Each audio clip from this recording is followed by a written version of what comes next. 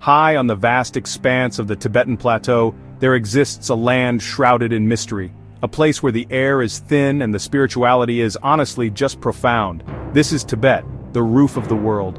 For centuries, its remote peaks have captured the human imagination, and sacred valleys have captured the human imagination.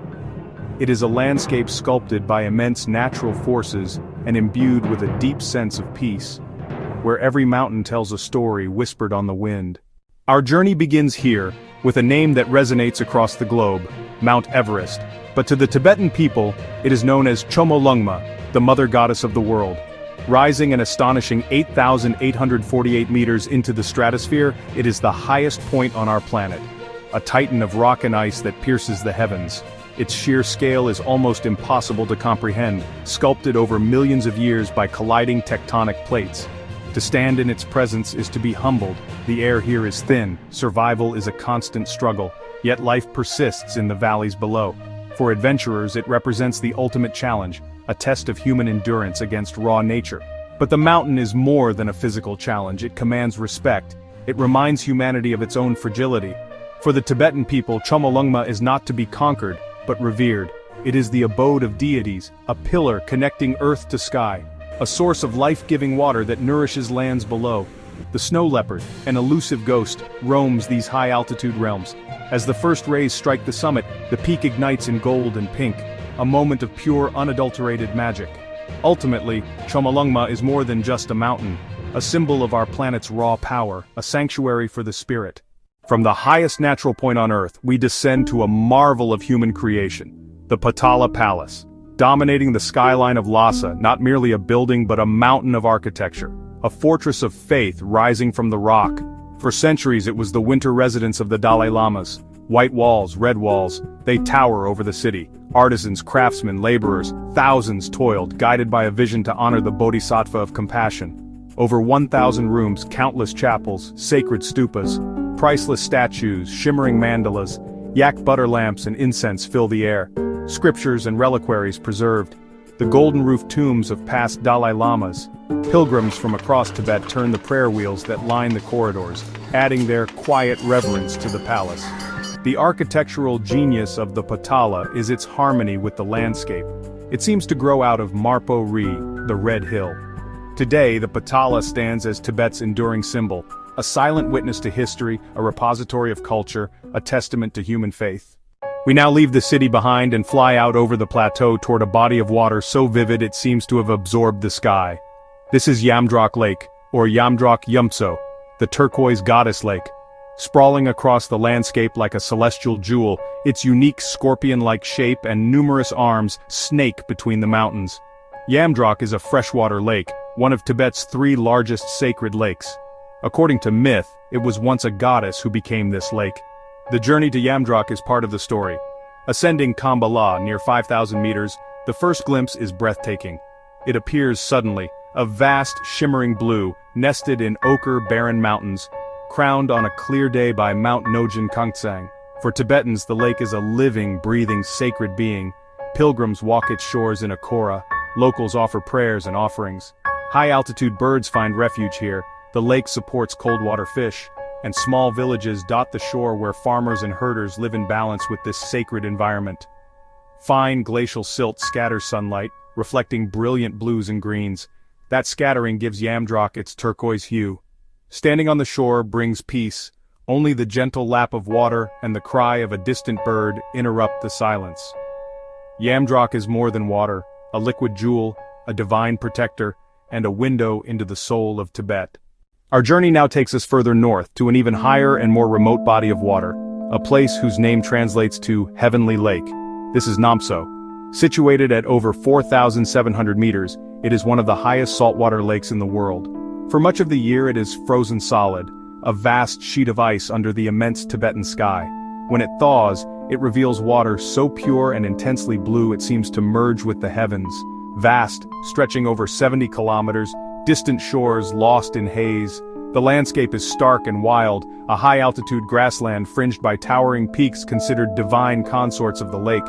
Pilgrims undertake long journeys to Tashi Dor to pray at caves and small hermitages, wind-carved limestone pillars weathered into fantastic shapes. At night, with no light pollution, the Milky Way stretches across the heavens and is reflected perfectly on the still surface. Nomadic herders with flocks of sheep and shaggy yaks live by the seasons, their black tents symbols of human tenacity in this high-altitude wilderness. The geology tells of the ancient Tethys Sea uplifted by continental collision. Saltwater remnants, fossils, and strange eroded formations creating a geological time capsule. The heavenly lake offers a glimpse of a world closer to the divine. Water, rock, and sky stripped to the essentials. It is a testament to wild, untamed beauty. We return now to the bustling heart of Lhasa, to a site that is, in many ways, the spiritual center of the entire Tibetan world. This is the Jokhang temple. While the Potala represents political power, the Jokhang is its vibrant, beating heart. Founded by King Songtsen Gampo in the 7th century to house precious Buddha statues brought as dowries by Princess Brikuti and Princess Wencheng, the temple faces west toward Nepal as a sign of respect to the princess who brought its most treasured statue. At the core of Jokhang's sanctity is the Jowo Shakyamuni, a life-size statue believed to be blessed by the Buddha himself. To see the Jowo is the aspiration of every Tibetan Buddhist. Its spiritual power is immense. From dawn until dusk, the square is thronged with pilgrims. Many have traveled weeks or months, some prostrating step by step on the approach. The air is filled with chanted mantras, the scent of burning juniper, and the soft clicking of mala beads, a continuous, collective act of worship. The architecture blends Indian, Chinese Tang, and Nepalese styles. The inner courtyard and chapels are a maze of dark, atmospheric corridors lit by thousands of butter lamps. The Jokhang is a living, breathing institution, a resilient symbol of the Tibetan spirit, the focal point of festivals and debates, and the spiritual anchor of a people.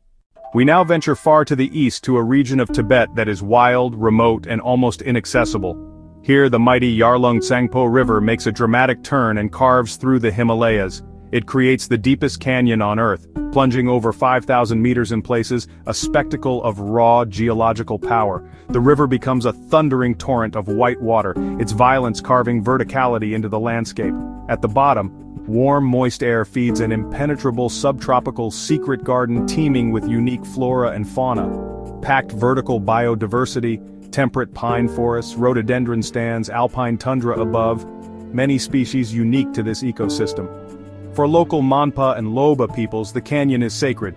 Villages cling to terraces above the river, lives shaped by its rhythms. Explorers searched for decades. For centuries, parts of this canyon defied exploration. Several large falls have been documented, hidden waterfalls and misty gorge scenes that feel almost mystical. The hairpin turnaround Namtso, a pyramid peak often shrouded in cloud, shows tectonic drama. River capture and uplift locked in dramatic interplay. Exploring the Yarlung Tsangpo Grand Canyon is witnessing Earth in its most dynamic state, the deepest, the wildest, and one of the most biodiverse places on the planet. For our final wonder, we return to the shadow of the world's highest peak, Rongbuk Monastery. Perched at nearly 5,000 meters, Rongbuk holds the distinction of being the highest monastery in the world. A place of stark simplicity and profound spirituality at the head of the Rongbuk Valley. Monks and nuns dedicate their lives to prayer and contemplation, drawing spiritual sustenance from Chomolungma. Conditions are harsh, long winters, biting winds, resources are scarce, survival requires fortitude.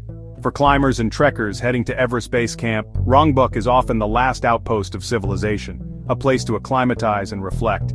Many receive blessings for a safe journey, linking modern adventure with ancient reverence. The view from Rongbuk is intimate and overwhelming. Sunrise or sunset here feels quasi-religious, a profound connection to raw natural power and beauty.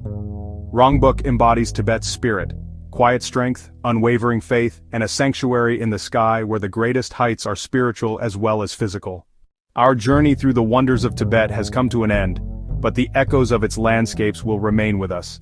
The depth of its spirituality will stay with us, from the divine peak of Chomolungma to the sacred waters of its heavenly lakes. These are more than destinations, testaments to culture, resilience, reverence, and a deep, unbreakable bond with the earth. Now I turn to you. Which of these incredible marvels has captured your imagination the most? Please share your thoughts in the comments below. If this journey has inspired you, please consider subscribing for more explorations into the hidden corners of our world. Thank you for joining me on this extraordinary adventure. Always remember to look closely at the world around you. It is filled